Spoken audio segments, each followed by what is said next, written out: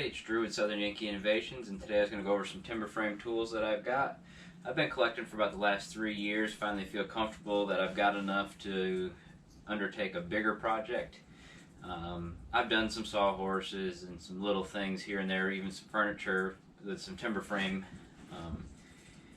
I really enjoy it, however, sometimes it's easier to buy a tool and save yourself on some time. Although I feel like it's a good thing to learn without the tools before you venture into that.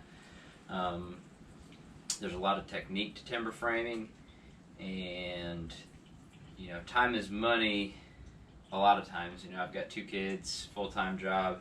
This is just a hobby, so sometimes to spend some money will save you time, which will give you more time at home or at work or whatever. So I'm just going to run over some things that I have. You can do it with a lot less than what I have. You can do it with a lot more than what I have. It's a pretty good start.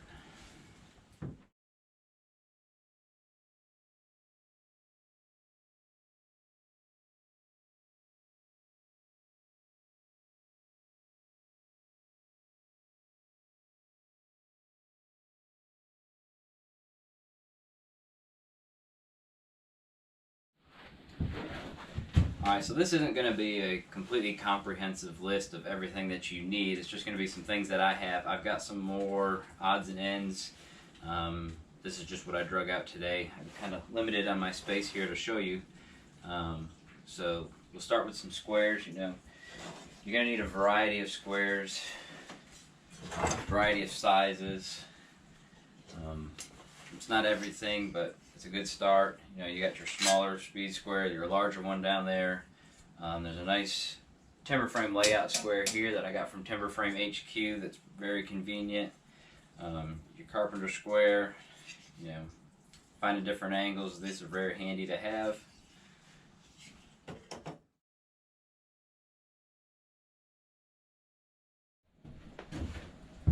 So with fine woodworking and timber framing, you're only as precise as your mark. So if you're using a pencil, and say you've been using your pencil all day and it's got a nice rounded off lead, it's going to give you a wide mark. Well, are you cutting to the left side, or are you cutting to the right side, or down the center of your mark? That could almost be 1/8 of an inch wide at some places, especially if you're using one of the square pencils. So something that's nice to use if you're not going to keep a sharp lead, you're going to sharpen it every couple of marks with a pencil. You can just go ahead and buy a marking knife. Marking knives will be flat on the back, and then they'll be beveled on the front. So when you're marking with your square, if you got it on the board and you put your flat edge up against that, it'll give you a flush mark right up against your square mark. And it'll give you a precise point to cut to, and also it'll give you less chances of the wood breaking out, and it'll give you a cleaner finish.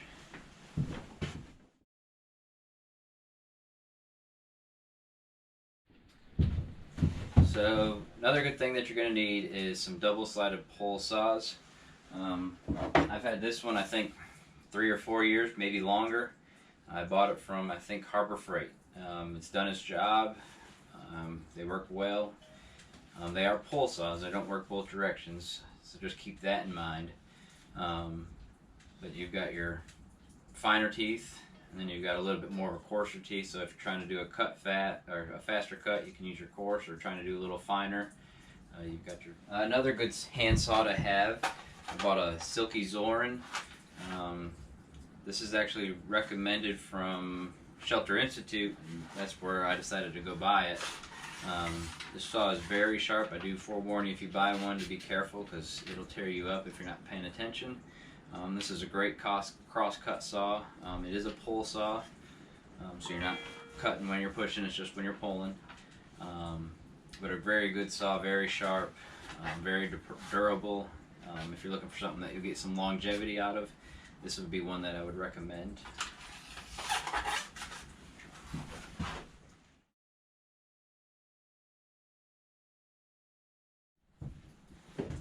So this is where my collection started, was with some draw knives. I personally am a fan of the old ones. Go to an antique store, garage sale. Garage sale is probably going to be your better bet if you can find them. Antique stores are a little bit more expensive, but you're more likely to find them there. I've got 3 different sizes. This one's a little bit smaller. And I got one that's a little bit bigger, the same design. Personally, these are my 2 favorite. And then I've got this third one, which got a little bit different grip. And I don't like it as much, but you know, that's personal preference on how you feel about, you know, comfort level, where you want your hands compared to where you're pulling. But another great tool to invest in. You don't need 3 of them. Just get one and play with that until you get started with it and see what you like better. But they do make new ones that work just as well, but you know, for the price, I just assume buy the old one, and I know what I've got for steel in it also.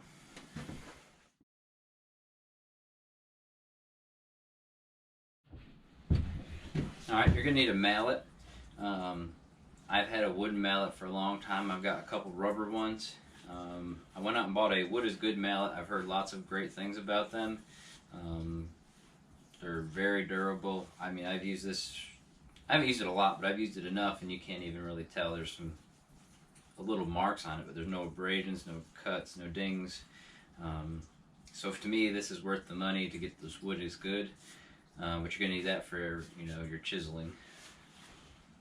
Which will bring me into the chisels. Picked this up at a garage sale. It was ugly. Cleaned it up a bit. If you want to check out some of my earlier videos, I can show you how I sharpened these. But here's a 2-inch. I just made these myself, just little leather casings to protect the tip. Thing with the chisel is you want to keep them sharp. If you drop it and you don't have a cover on it, chances are you're probably going to break your tip, and that's, you might as well count at least 30 minutes of your day back out to filing your chisel. So I have a 2-inch from a garage sale that I picked up a few years ago, a 1-inch bar that I picked up probably about a year and a half ago. You know, and that brings me to, you know, a lot of people ask, well, what's a good chisel? What's a good chisel? There's a lot of good chisels out there, but you got to look at what your budget is. This is a bar. It's a little bit more pricey than some. You can go out and get a, you know, Northman Guild makes a great, great chisel. But a lot of times, if you just look around on eBay or antique stores, garage sales, you know, if you get something that's pre-1950s, you're probably going to get a halfway decent chisel. Just, you don't want to make sure it's beat to pieces, but you know, that's probably going to get you through if you're on a tighter budget. But I mean, you can spend a lot of money on some good chisels, so just, you know, you got to find what's best for you and what your demand is going to be. If it's just a hobby thing, then you can go ahead and spend a little less money and get some at a garage sale and clean them up. You know, it's just time that you're going to have sharpening it, but you're going to have to, you know, these come with maintenance. Like, they're not, once they're sharp, they're good to go. You got to maintain them and keep them sharp as you're using them, because every time you're cutting, it's slowly just wearing away at how sharp it's going to be. So, you know, the old ones are just as good as the new ones. And then you're going to need a slick. So, the difference between a chisel and a slick, a chisel, you know, you're going to be beating the end on it. And that's good for the rough work. And, I mean, you can fine tune a lot with that also. And then the slick is nice. So say you're trying to trim your tenon down to get into the mortise pocket. You don't beat on this with a hammer at all. All you do is just use your weight. And you can just slice away slowly with the slick. They're very sharp. But I'll demonstrate all this stuff in another video once I get started on actually cutting my shed, and you can actually see how all these work.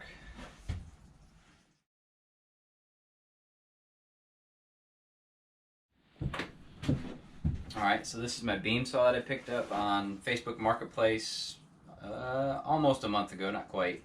It was on there for 200 bucks. You can still see all the writing on the blade, but the blade was all rusted up, so I bought a new Diablo for it. Saw is heavy, don't get me wrong, it's probably 30-40 pounds, but a chainsaw is only as good as a chainsaw. A chainsaw is not designed for precision cutting, so you can go through and cut it with a chainsaw and then fine tune it with your slick and your chisels. But this is definitely much more consistent, and in my opinion, if you're doing any type of timber framing, something that's worth the investment. New, this saw $720. Reading online and doing a lot of research, I do believe more people would rather have the Sawsquatch, the skill version of that saw. There's some places online I saw recently where you could get it about $500, which is, that's $250 less than this. And they say it's got better features and a little bit better engineering. This is, older technology now. They really haven't changed anything since they first manufactured this. But that saw is a monster, and it is great. I love it.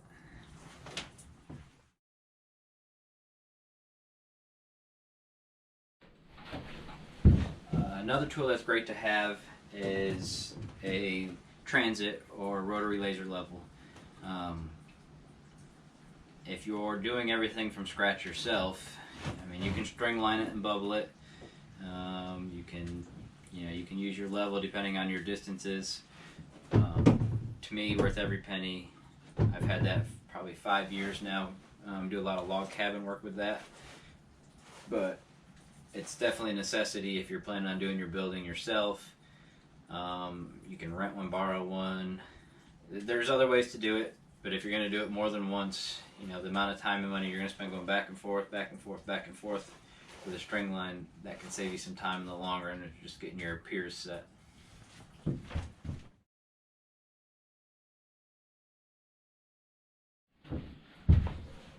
So like I said, that's not all the hand tools that you're going to need.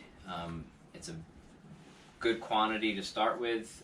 There's more that you're going to want, there's more that you're going to need, but that is enough to do the basics. Then I'm going to get into some power tools. I've got my Milwaukee Whole Hog. When you're trying to drill, most of what I cut off my property was 8-inch oak, or was white oak, and I put it into 8x8 timber. So trying to drill my holes for my pins out of white oak with, I've got a 20 volt Milwaukee or 20 volt DeWalt cordless set, and it'll do it, but it's a lot of wear and tear. So I bought this when we were building our house for a project that I needed, and it worked great. And now I've got this that I can use to drill the white oak out for my pins. Great tool, a little bit expensive compared to what you can do it with. However, I use it for drilling my holes. I also use it for putting timber locks in. I do a lot of log cabin work. Works fantastic for that. So I would recommend getting something. Doesn't necessarily need to be this. There's other brands, other manufacturers, but I do recommend getting a heavy-duty right-angle drill.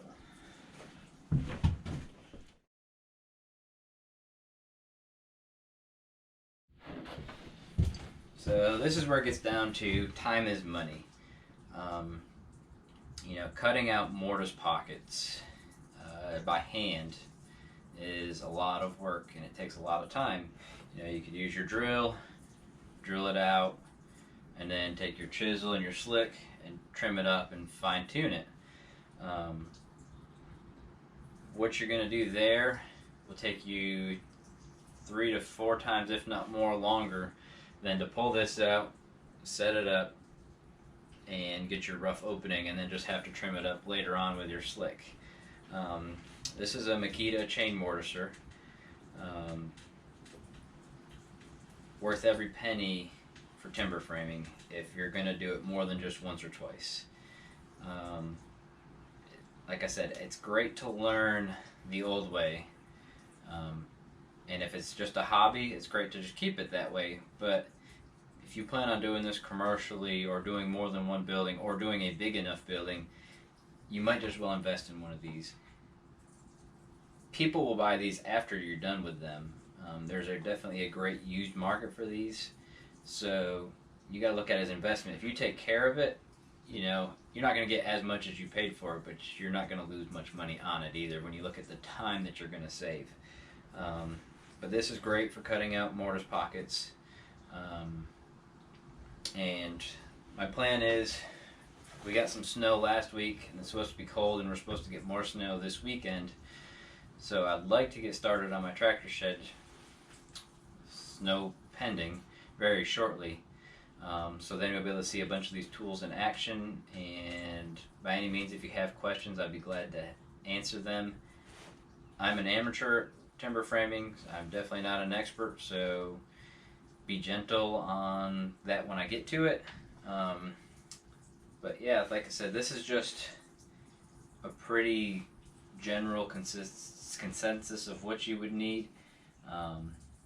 I'll try to provide a link underneath my video, so if you want a comprehensive list of tools, I mean, like there's 12-inch planers, there's all sorts of stuff that you can have. You know, there's Mayfield makes a great chain mortiser, and that's just where it plays into budget. You know, this is almost a third of the price of some of its competitors, so you know that's something you got to look at. But I'm not saying that this is better, that is better. I'm sure that's much better for, you know, almost $4,000. But for a hobby timber framer, this is a great place to start. So as I was saying, this isn't a complete list. There's a bunch of other stuff. There's routers, there's planers, a bunch of other stuff that you can have. This is what I'm planning on starting with. Like I said, I've got some things that I didn't bring out for this, but this is the majority of my timber framing stuff. But I'll try to provide a link underneath the video if you have any questions or would like to see some other tools that you can get. I'll provide that in the description below. I'm still getting into it. I mean, I've done a little bit. I've done some post and beam.